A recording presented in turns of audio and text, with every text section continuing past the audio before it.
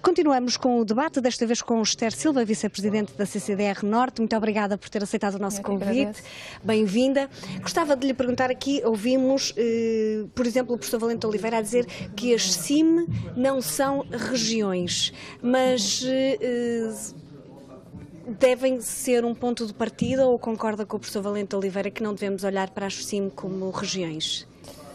Bom, eu penso que o professor Valente Oliveira, quando fez essa referência, estava claramente a olhar para um modelo de regionalização que pensa que, obviamente, as CIM têm um papel a cumprir no desenvolvimento de alguma territorialização das políticas, mas serão complementares à criação de regiões e não substituíveis. E isso porque, naturalmente, quer as comunidades intermunicipais, quer as áreas metropolitanas, não são organismos de eleição direta e não têm, muito frequentemente, uma capacidade de organização que permita, ter uma competência em termos de desenvolvimento regional que seria necessária no âmbito das regiões.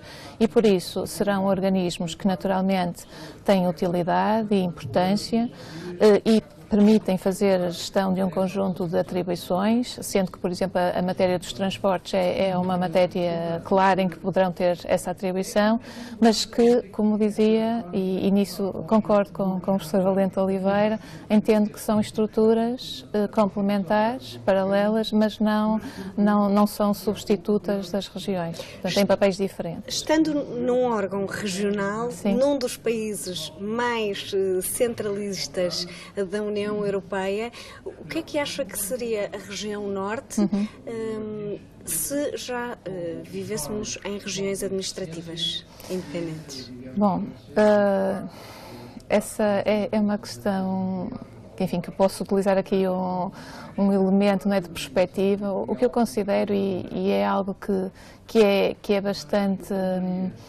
gerador de perplexidade, é quando nós olhamos para a região Norte, em concreto, quando verificamos que, tratando-se de uma região que representa quase 40% das exportações, que tem um conjunto muito grande de centros de investigação e desenvolvimento, de excelência, e que contribui, portanto, para mais de 1/3 do produto, e depois, quando analisamos o outro lado, que é a questão, por exemplo, do rendimento per capita, apercebemos que se trata de uma região em que é a região mais pobre do país.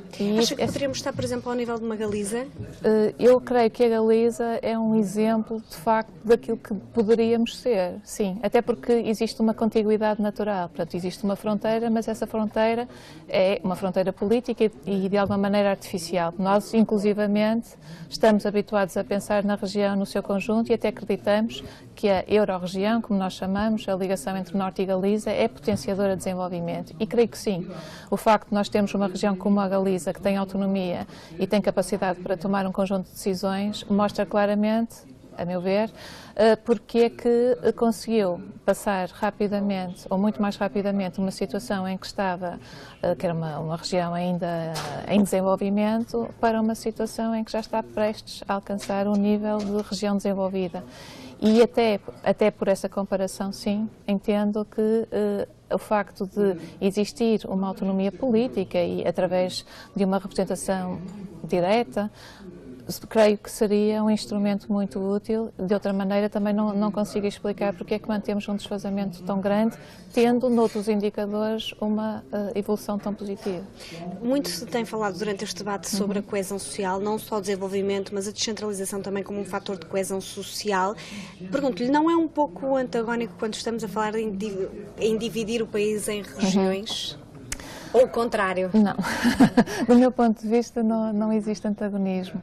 O que me parece é que, pelo contrário, o país é considerado, e até vimos pelos dados que foram apresentados hoje, um país extraordinariamente centralista, e é um país onde os problemas, não apenas litoral e interior, mas algumas das assimetrias existentes, do ponto de vista, por exemplo, demográfico ou económico, se têm vindo inclusivamente a acentuar. E esse é o facto de não ter existido também uma incidência de uma maior democratização também na forma da gestão do poder, que tem, por um lado, não tem permitido compensar essas espirais de assimetria. Portanto, eu creio é que, mantendo-se tudo como está, o facto de existirem diferenças tão grandes no território são muito mais potenciadoras de movimentos de tensão entre territórios do que fazer-se algo no sentido de diminuir mais fortemente essas assimetrias e, portanto, não vejo como incompatível nem criadora, pelo contrário, de maiores tensões. Não. Muito obrigada pelo seu contributo. Vamos continuar a acompanhar também todos os trabalhos que decorrem aqui, dizer